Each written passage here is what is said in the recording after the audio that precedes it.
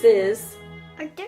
And Lemon. And I'm Mom, also known as Sarah. Today we're going to learn about The strings. the strings, and we're learning about this cool piece by this guy named Dvorak. Can you say that? Almost. Sort of close. You want to press the button? Okay, press it. Ooh, nice. Nice. So in this one, there are 2 violins, a viola, which has like a medium sound, and a cello, which has a low sound. This music is from the Romantic era, and Dad is going to tell us about the Romantic era. Yeah. Dad is smart. Check him out.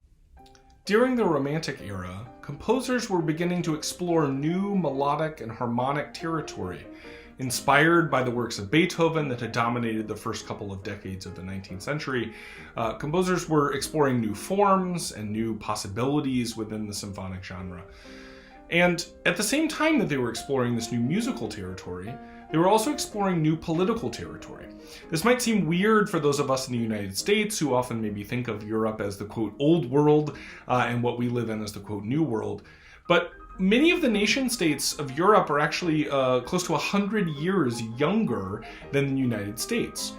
The revolutionary energy that had started with the American Revolution and the Haitian Revolution and the French Revolution in the 18th centuries begins to simmer all across Europe throughout the 19th century. And by the time we get to the 1870s, when Dvorak is writing the Serenade for Strings, it's really hit a fever pitch in his native Bohemia, what we would think of today as the Czech Republic.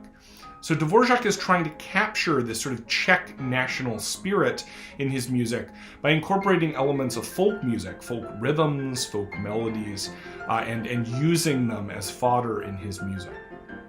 He actually spent a fair amount of time towards the end of his life in the United States. He was the director of a new music conservatory in New York City. And when he wasn't in New York City, he spent a lot of time in the small town of Spillville, Iowa, where there was actually a very vibrant Czech community, a community that spoke exclusively Czech, had Czech schools, a sort of powerful immigrant community that had located in Iowa precisely because it reminded them so much of this Czech homeland. So maybe when we're thinking about this sort of Czech nationalism in Dvorak's music, we can make this analogy to the American heartland by virtue of the fact that Dvorak himself made that sort of analogy when he was here in the 1890s. Well, that's all for me in the History Corner with Dr. B. See you next time. Dad is smart. Check him out.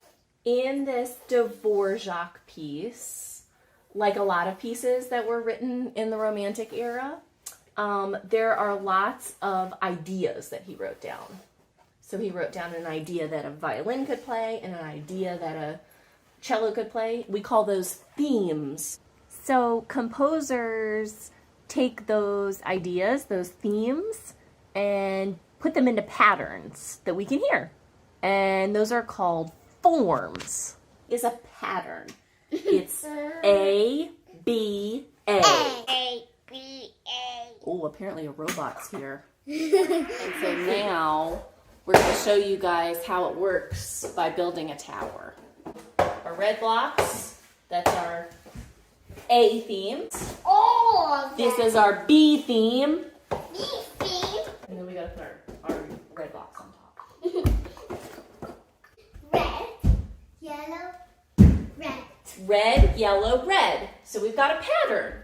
This is like A, which sounds like this.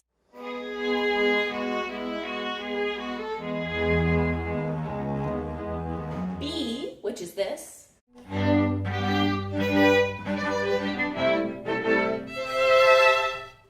And A again, which is the same as the beginning.